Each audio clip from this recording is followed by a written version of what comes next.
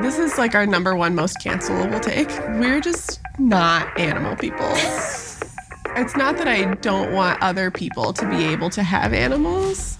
I don't want one in my home. Mm-hmm. And if you are going to have an animal, you have to follow the rules of society related to your animal. Yeah, I like animals on the internet. Cats I actually do like. I would love to have a cat, but I don't want any cat fur in my apartment. I don't want a litter box, and I don't want it to pick my furniture. I'm like, well, actually, I think what it is, I don't want a cat. I like other people's cats. Hello, and welcome to Pretty Funny Business. Today, we're going to talk about corporate jargon. Today in corporate nonsense. We're going to double click on... Oh my God, you're going to make me proud. This is a topic people actually love to talk about. Yeah, but you know what? Everyone who complains about it is also guilty of it. I know. Present company not excluded. I'll be in a meeting and I'll be like, sit. Some words will come out of my mouth and I'll be like, didn't actually want a 30,000 foot view. I'm circling back again. So I was talking to one of our consultants and they were asking me what an acronym meant from like an internal client. And I was like, I have no idea. I actually can't even think of it off the top of my head, but it was like a 3-letter. Oh, I remember. It was CTL. Let's see, can you get it? To lead. More like thanks for CTL, or I'll CTL later. Chat to Lou. Close the loop. Close the loop. My God. Okay. It was more like I'll get back to you. Like instead of I'll get back to you, I'm going to CTL. The whole company is saying CTL. No. Jail. They made that up. You know what? You made up something like this recently. I did. You said, on my end. On my end. OME. You wrote, signed OME. That's a new acronym I just made up for on my end. Yes, because when we're signing contracts, I want them to know that I've done my part. But if there's a counter signature that we're waiting for, just signed OME. Signed OME. Come up with something better. It's fine. Why do you think we do this? Why did you make up on my end? It took longer to explain it than it did to type it out, but it was an investment in the future. Now you know. Actually, one of that I started doing is when I got the alert, like there's a Slack note or someone puts a Slack note, like, hey, this is in your inbox. I started making an emoji with a pen. My Mont Blanc signature. Your Mont Blanc signature. Your DocuSign Mont Blanc collaboration. I'll have to ask what they like better. OME or...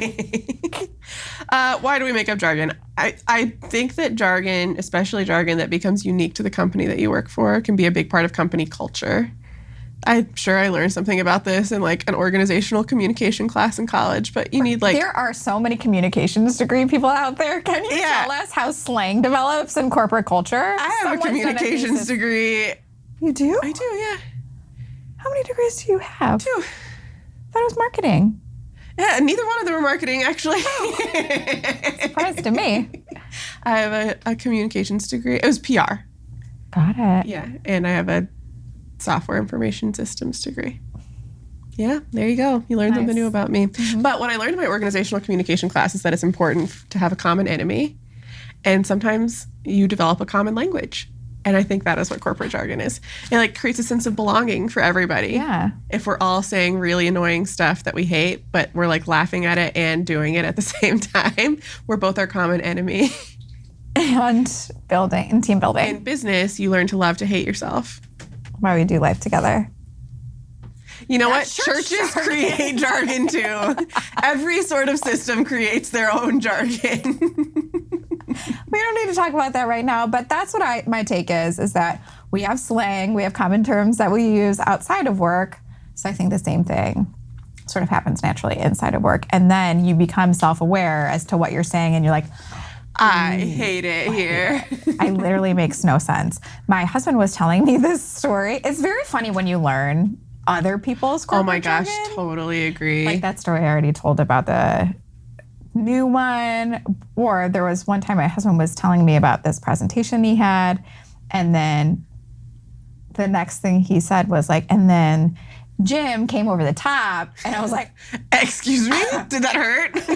what? What do you mean he came over the top? He's like, when like you're saying something, but then someone else says something and someone else says something and they're like agreeing with you or adding to your statement. They're like piling on. They're coming over the top. And I was like, I don't ever want to hear you say that again. That is not a word that is allowed in our family home.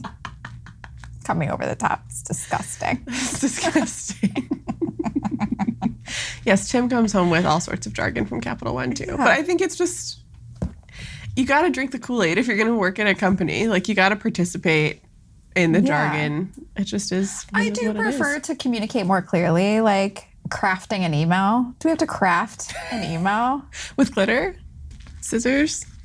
Glue? What are we doing? Is this to make us feel better about our craft? We're doing? The craft of email marketing. I'm going to craft an email. No, you're not. No, you're not. Send it. You're just going to make an email. Or make it. Yeah, send it. I'm not crafting. We're doing emails. We're just doing emails. I just want to feel better about your life. I do laptops. I do laptops. I do beach. I do beach. I do email. I craft emails. Okay. Okay. Sure, Jan. See, we mind melded. Finally. Mind melded. Connection. All right. We're going to do, this is similar to Buzzword Blitz that we've done before. We're going to do another round. I'm ready, babe. There are more phrases than buzzwords. Okay. But equally cringy. Ready? Yeah. Per my last email. This is my least favorite joke of all time. I know that we've really grown to love to hate this one. Per my last email means you didn't read that. I already told you this shit. I already told you. Have you tried opening your eyes and reading for once in your life? I'm going to forward you what I already sent you before. Mm-hmm. I'm going to come over the top with my last email. I think per my last email is typically like when you feel like someone, sure, when they did not read it, but mostly they're disrespecting what you already said. Mm-hmm. It is holding a boundary. Mm-hmm. Per my last email, I'm not changing my mind on this. Mm-hmm. I will not be doing what you're asking me to do. Mm-hmm. Circling back here. No, I don't like that one either. Nobody does. But we circle back all the time. Circle back all day, every day. On that. Circle back. Circle back. Why does it have to be a circle? Can we talk about it later? Square it. Square back on it. Rectangle. Hook it around. Triangle. I mean, isn't the straightest distance between the shortest distance two lines? Line. Yeah. Not a circle. Yeah. Yeah. Okay. A lot of statements, and I just have a feeling you're going to get there, are about procrastinating what we're talking about or denying someone's request. Sure. Yeah. Like, we're going to circle back on that. I don't think you're wrong about that. That's like, I can't deal with that right now. Yeah. So please go away. Talk about it later. Yeah. On the other side, just want to check in on this. You're late. I say this all the time. Project has been delayed. Just want to check in. Just want to circle back on this. Hi. See how it's going. Circling back on how per things my are last going. email, I just wanted to circle back on this. This was due yesterday. Check in. It mostly means you're late. Have we made any progress here? Yeah. Let's table that for now. Oh, that's similar to our favorite. Let's take it offline. It means let's throw it in the garbage can. You're not doing that. Let's put it in the table that's actually in the garbage. Yes. We're still aligning internally. Yes, that means there's a chiropractor for that. One person who is making everything very difficult. There are 7 people who have agreed. We're still infighting about this, and we'll get back to you. Or there is a European that has been on vacation for 3 weeks. Those Europeans know how to vacation, man. I got nothing but respect for that. I'm saying. I'm not saying it's bad. I'm just saying they're still aligning internally because still on Emily vacation. in Paris is not back until September. Great question. Let me get back to you. You know what? This one's something I love. Yeah. I think people should use it more often. Yeah. Then you're avoiding procrastinating. Yeah. You're acknowledging it. Mm-hmm. And that you don't have an answer and you're also kindly acknowledging that, like, you don't know. I don't know. Yeah. It's okay to say I don't know. Let's find out together. We'll go on this journey together. What an odyssey. Okay. Let's add that to the parking lot. On the table. It's a very car-centric metaphor. The parking lot. I don't have a parking lot. How many things are parked there? It's more of a junkyard. And it's certainly not in New York. I mean, like Land? Expensive. That's what I'm saying. It can be expensive to put something in the parking lot, you know? The backlog. The backlog. Mm-hmm. All right, last one. Just flagging this for visibility. You know I don't see red flags. This is unfair. It's one of your best and worst traits. It allows us to go, go, go. Yes, and sometimes right off a cliff. Lauren, let's reel you back in. You safe, babe? Just flagging this. It just means, Just wanted to look let you at know. it. Hey, Yeah. just flagging this because you ignored it. So here's a flag. Mm-hmm. Don't forget. Don't forget. It's a red flag, typically. They ain't flagging green stuff. Yeah. All right, as per my last email, jargon has a place Culturally. And we have our own sort of jargon that we have finally crafted over the years of MA Collective. And honed. Yes. So our early VIPVs may remember our Pretty Funny Business Urban Dictionary from season 1. Encourage you to go back and listen to that one.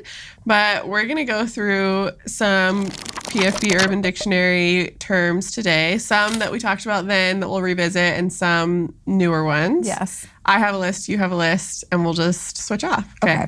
Oh, we're going to switch off. Okay. Yeah. I would like to say for mine, they're the typical ones that we've already covered before that I do want to cover for everyone. You've already said one of them that we need to define what that is. We might have some overlap on our list. Totally fine. Yeah. But I also asked our custom GPT that we created for the podcast, like some of the things that we have said before that are not necessarily what I would call jargon. It is just funny what Weird stuff that we've said. Us. Yeah.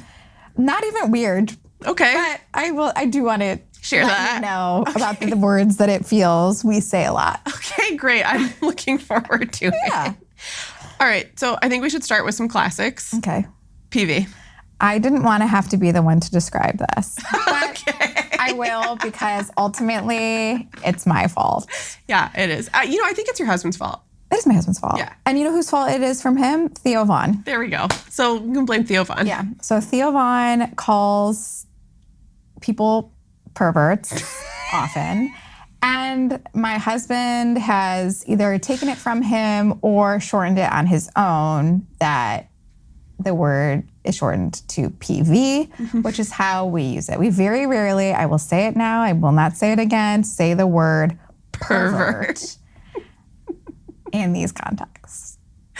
Yes. It pains me to say it. But that is what PV stands for. And Yes. what But it we're not talking about means- perverts in the traditional sense. Well, maybe. What it means is when you're obsessed with something. Yeah. For example, Sydney is a Taylor Swift PV. Right. And Lauren is a Disney PV. I was going to say Ancestry.com. Okay, also an Ancestry.com PV. PV, yeah. A French Duolingo PV, got like a Yes. 900-day streak. Yes. Yeah. Exactly. So we started to call people who were big fans of our podcast Yes. PFB PVs. And then one we day shortened it to, there are VIPs, so there are VIPVs. PVs. Yes. Are you a fan of the podcast? You're a VIPV. You're a VIPV. Yeah, PFB VIPV. And to all the people who took the VIPV stickers out of our sticker machine, Left them there. left them there because they didn't know what that meant. Joke's on you. Joke's on you. Best sticker there is. If you would like a VIPV sticker, call me. Yes. If you would like a VIPV sticker and a copy of Anne Handley's latest book. No, we're not giving those away anymore. That's a real throwback. One time we gave away 3 copies of Anne Handley's Yeah, book. but it took 1 year to give them away because that's how few listeners we had. Yep. I don't even want to give you this one because I don't like the way you describe it, but I'm going to let you have it anyway because that's what I'm being told to do. Okay. PP work. I knew this was going to be it. And I would like to say before I describe this that whether you agree with me or not, I am repeating what you told me. Never. I would never have said this. Yes. I would never have said it. You did. False. I will not agree Okay. ever. PP work is an abbreviation for paperwork. And the origin story of PP work is you were talking to one of our consultants, Courtney, And she used the abbreviation PP work just as an abbreviation for paperwork. I was like, what is that? And she's like, paperwork. I was like, oh, that's hilarious. That's hilarious because paperwork stinks like PP. I would never said that. Talking about the way things smell, I feel so strongly, but I've never said that. I was talking about the way things smell is not something that my body can do. Talking about pee-pee stinking is not something that I would come up with. Those words came from your mouth. No, I think you hallucinated that I said that, and that's fine. It's possible. But it wasn't me. It was my severed. I think you're wrong. But pee-pee work has evolved from being literal paperwork, which it can be, to grunt work. Virtual paperwork, like DocuSign, you gotta make an SOW, whatever, to grunt work. Yeah. Anything that you don't want to do, like the stuff that's just kind of a slog. Yeah. Cleaning out your inbox, doing your weekly updates for clients. Paying your bills. Registering your kids for camp on time. PP work. But I personally have evolved the use of PP beyond PP work to describe anything that is bad, undesirable. For example, LaGuardia Airport was under construction for a very long time. It was a PP airport. It was PP airport. But there were several terminals that were very nice, and one terminal that was still the old airport, and that was the PP terminal. So I would check my boarding pass, and I'm like, damn it, I'm in the PP terminal. Corporate jargon we love. Yeah. PP. Sometimes we describe client work that is a very, very small, sometimes we will take a very small, atypically small contract for whatever reason, political reason, oh, we really liked this person, oh, we'd really like to do more work with this company, whatever. It'll be that's a PP contract. Do you want to do a little PP contract? It's just 20 hours of work over 6 weeks. It's a PP contract. Just a little nothing. Yeah, it's just a little small, little PP work. I love that. Mm-hmm. This episode is sponsored by marketingops.com, aka the group chat for grown-up marketers who are tired of flying solo. It's actually useful and no one's trying to sell you anything in your DMs. Check out marketingops.com because your job is hard enough without recreating your lead scoring model from scratch. New members get 10% off paid membership with our code PFB10. Sydney Fast. Okay, Sydney Fast is something I learned about. I did not create it. No, this was actually coined by Nicole Tucker. This is amazing executive function that you have sometimes. I would say it is partially executive function and partially trying to harness whatever scraps of executive function I have in that and moment. Impulsively executing something before it leaves. It leaves, yes. Yeah. So if we talk about doing something and then she's like, okay, I did it. I'm like, nobody was requiring you to do that right now, but thank you. I'm glad to have had it done. Mm-hmm. Sometimes it's not exactly how you would have done it, but it's done. Yeah, Sydney Fast. She's like, okay, complete. Yeah. Task complete. Task complete. We did this a lot when we were posting all the podcasts ourselves. Be like, it's up. Do you want to look at it? And 30 minutes passed and you didn't respond. I'd be like, I posted it. Whoop, needed to get that done. Okay, your turn. Okay, so I'm moving on a little bit from jargon into words that ChatGPT has noticed we talk about often. Okay.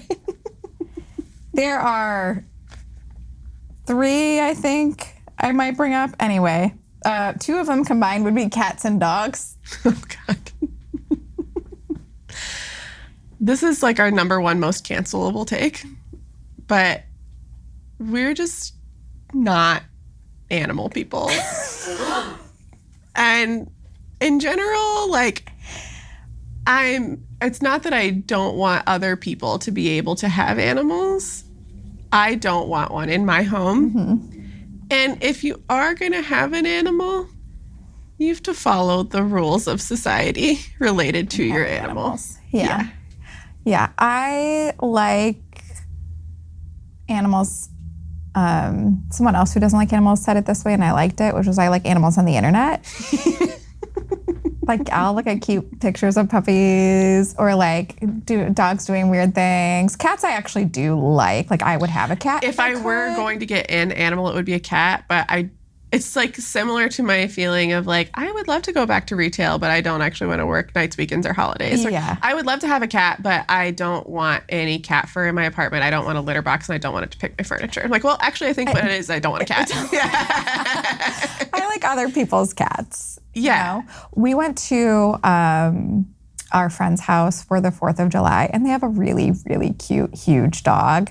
And it was such a slobbery dog, but I liked looking at it. I was like, oh, that's a nice dog. And this dog sneezed and got slobber on my dress. And I literally just looked at it and was like, I hate dogs. Like, what? Number one, why did you do that, dog? And number two, why does your family want this in their house? Yeah. I get it. It makes up for it. It's like, why do you have a kid if it, like, throws up 3 times a year? But it's just like a lot. Yeah. The thing about kids is, yes, they are very costly, physically, financially, mentally, emotionally.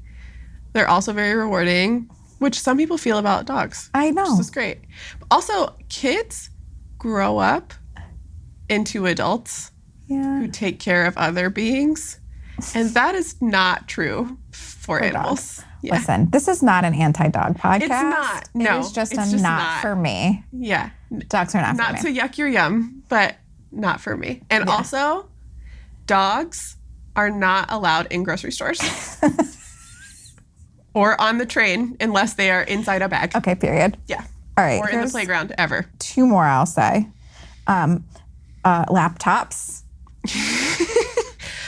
I think that this stemmed from the Barbie movie because we were joking about, the Kens in the Barbie movie are like, my job is beach. I do beach. Yes. And we were like, what's our job? Our job is laptops. Laptops. Very often, our clients, particularly for like larger, more security sensitive companies, will have such like stringent security requirements that it just makes more sense for them to provide us their company issued laptops to work in their systems, which is super annoying for consultants, but also especially when they have multiple clients. Yes. So we have some consultants that have like 3 or 4 laptops from like their laptop and then their 3 or 4 client laptops that they're just like carrying around.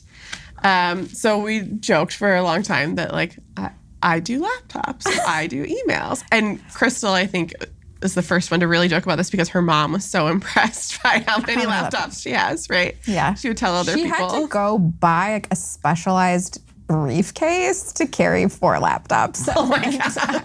And it is a very common topic of conversation in our internal Slack. Like, hey, what are you guys using to switch between laptops on like your home desk setup? Yes. Or to combine like their calendars. Yes. Yeah. It's not great. Yeah. So, we do laptops. All right. I think that leads us into the final word that ChatGPT happens to think that we use often, is hell.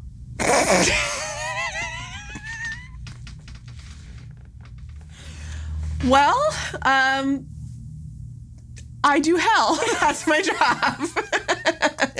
I would like to ask more questions. Like, in what context? In what context are we saying hell? It's probably the fresh hell. What the fresh hell? Or my personal hell? What the hell? We also send things to hell. Absolutely. We're going to table that, and the table is in hell.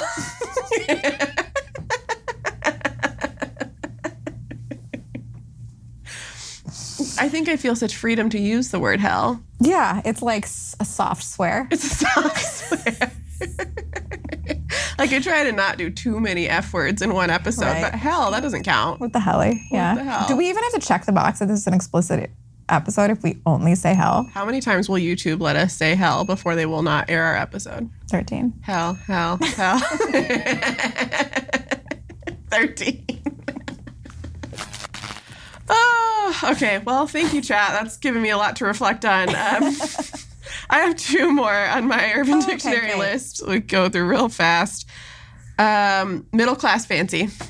Oh, good one.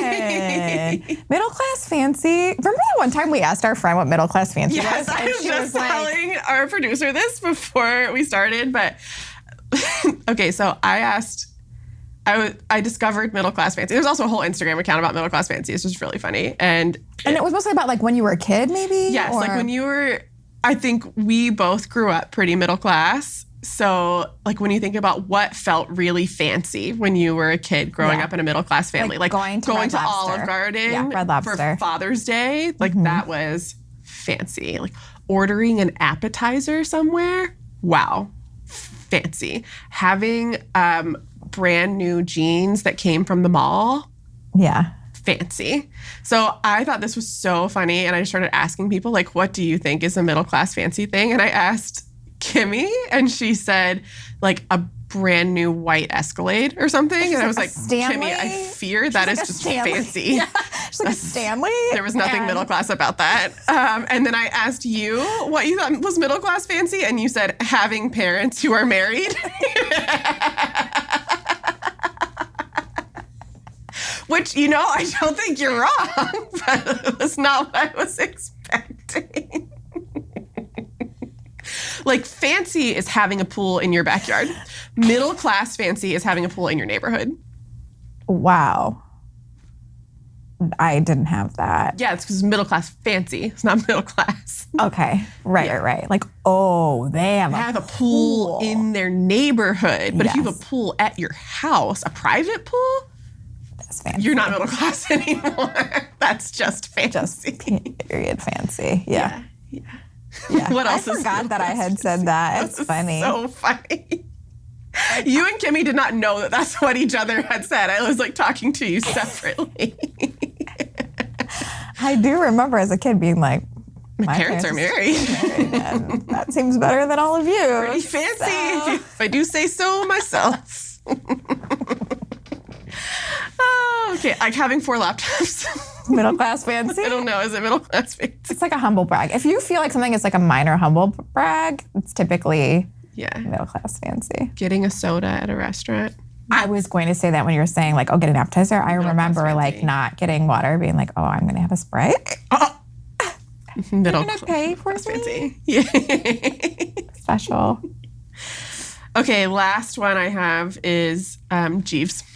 Yeah, okay, so I've said this twice in 2 separate circumstances. Years apart, so you forgot you said the first time. I just particularly feel strongly about it. That, like, we asked Jeeves for a long time. Yeah, and Jeeves retired. We miss Jeeves. And so we would like to start calling ChatGPT Chat Jeeves PT. I think we could just call him Jeeves. I think so, too. I mean, Jeeves for short. A lot of people like chat. Chad. Weird Chad. I think we're just going to call him Jeeves. Jeeves. I asked Jeeves, and he told me... Whatever. Yeah, I think Jeeves misses the attention. For those of us in this room who don't remember Ask Jeeves, why don't you tell us? Jeeves, AskJeeves.com. I don't know. Maybe it still exists. It was a search engine. It was like the original Google. I remember when Jeeves retired. Oh, really? They were like, adios. Yeah, they were like, it's just ask.com. We're not doing Jeeves anymore. Same thing? Yeah. Wow. I know. It was like HBO Max, HBO Max. I think maybe they've been developing ChatGPT from the Jeeves the original, code. the mainframe of Jeeves. That's why it's so good. It's been going for 40 years. But Ask Jeeves was just a search engine, and it had a cartoon of like a butler-looking guy. Yeah. And that was Jeeves. And you could ask it a question. I think it was like back in the days of yore when we were just learning about search engines, and it wasn't just you Google it. Right. We didn't know about just like typing in your search terms. Yeah. We were like, Dear Jeeves, what movies are playing today at Concord Mills? Thank you. Which is how we use ChatGPT now. You're right. We've come full circle. We've circled back on that. We have. We're not just putting in movies at the mall. Right. We're asking questions. Right. Also, we're not going to the movies anymore. I go to the movies. Oh, that's nice. Yeah. Middle class fancy, babe. Middle class fancy. Going to the movies? Oh my gosh, going to the movies at night. Getting popcorn at the movies. Oh my gosh, not sneaking in your own microwave popcorn, but like also going to the movies that was not a matinee. I don't know. Oh, because you had to pay full price. Pay full price for the tickets. Yeah. One time I That's remember not going to the movies and paying like $1 for the movie ticket and paying $3 for popcorn. And I was like, why is your popcorn more expensive than the movie? And they said, because our popcorn is fresher than the movie. Touche. That was a great comeback. Yeah. Speaking of hacking into the Ask Jeeves mainframe to make ChatGPT. Yes. What is cryptocurrency? No. I think the question is, what is mining? I think the word mining, this is a new segment called Sydney and Lauren Explain Something Poorly, where we Working title. ask a question about something that we don't know anything about, and then we try to figure it out together, and then everyone destroys us in the comments explaining why we were wrong. And today's topic is cryptocurrency. I loosely understand cryptocurrency, something about the blockchain, and currency only has value because other people think that it's worth something. So like, what's $1 versus what's a Bitcoin? I can just conceptualize that enough to set it aside. Okay, whatever. There's cryptocurrency out there and you can have it in a crypto account and you, in theory, can exchange it for goods and services at places that accept cryptocurrency. Euro. Yeah. There's dollars. And there's Bitcoin. Canadian dollars and there's whatever. Bitcoin. Sure. Yeah. Fine.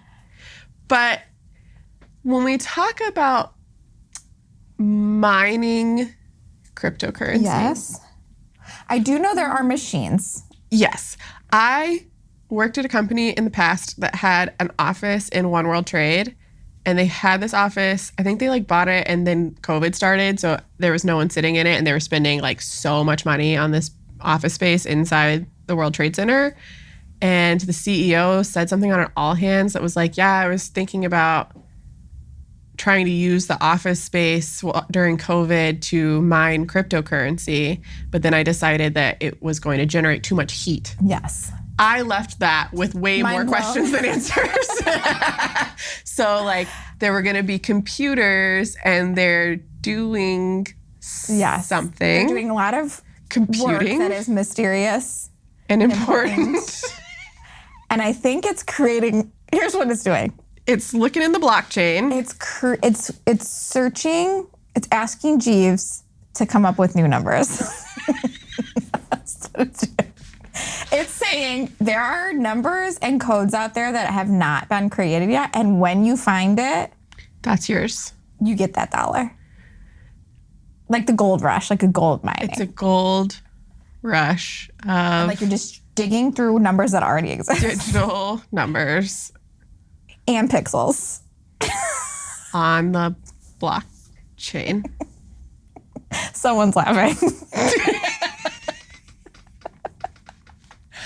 If you're a crypto bro and you stumbled upon this podcast, I can't believe you've made it to this episode. Tell me where I'm wrong. Tell us where we're wrong.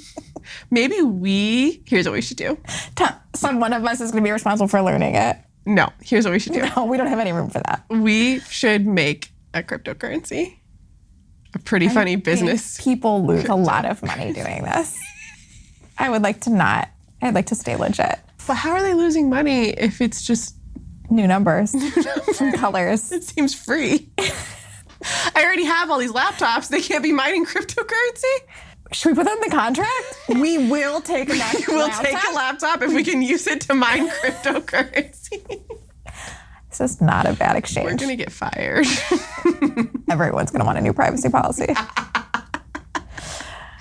Hello, to whom it may concern, we have a new privacy policy and terms and conditions that you must accept to continue business with us. Your last episode. No, we're going to send this out to all of our clients and be like, we now have the right to use your laptops to mine cryptocurrency. Once again, we're not sure what mining means or where the numbers come from, but if you see some strange activity, just ignore it. That was accepted under our terms and conditions.